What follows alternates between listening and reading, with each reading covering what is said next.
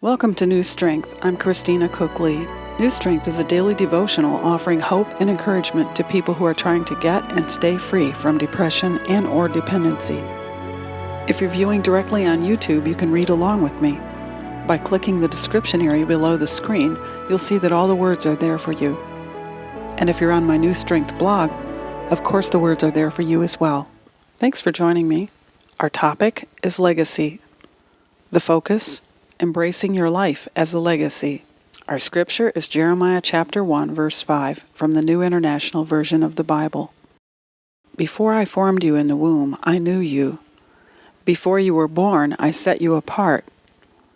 I appointed you as a prophet to the nations.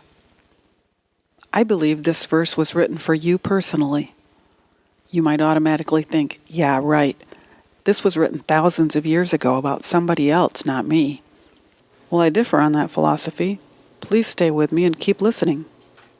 Another scripture in the Bible worth considering says this: every part of Scripture is God-breathed and useful in one way or another, showing us truth, exposing our rebellion, correcting our mistakes, training us to live God's way.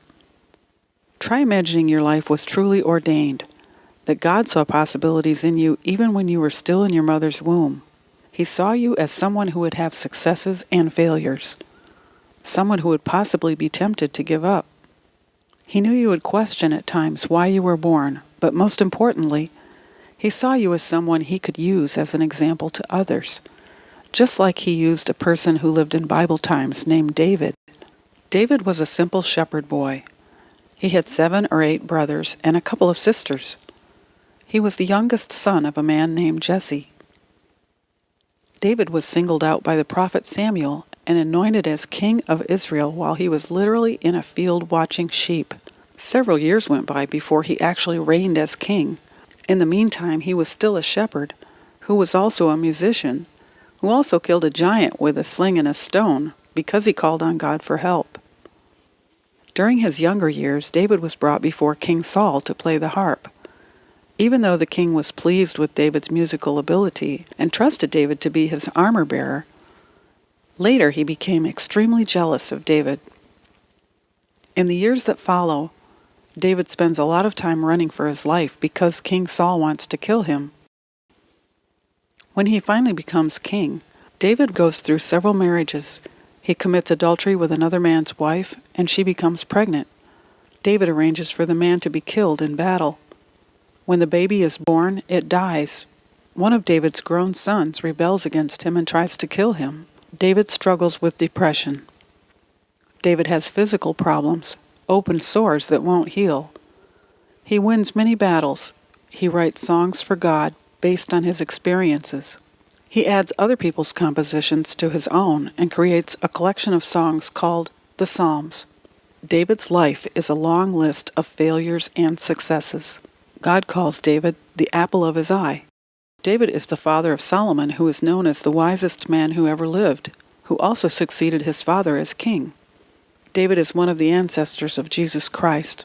David was an ordinary guy who depended on God. Some of the words he wrote were later referred to as prophecy. Because he wrote down his failures and victories, he was able to leave a legacy. What if he hadn't bothered to do that? Or what if he had only written down the good stuff? He couldn't have been proud of his mistakes, but in all of his circumstances, David was humble about his life. He was willing to admit when he was wrong. He knew his strength and any goodness in him came from God, and he always gave God praise.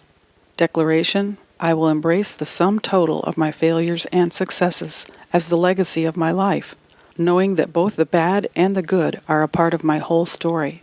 I will live each day with new strength and give God praise. Thanks for taking the time to listen. I would really appreciate it if you would like this segment. And if you haven't already, subscribe to the New Strength Devotional channel on YouTube and on WordPress. And then a link will come to you every day in your email with a segment like this. And if you're already a subscriber, I'll look forward to meeting with you again tomorrow. My prayer is that you will find new strength day by day and endless blessings. I'm Christina Cook-Lee.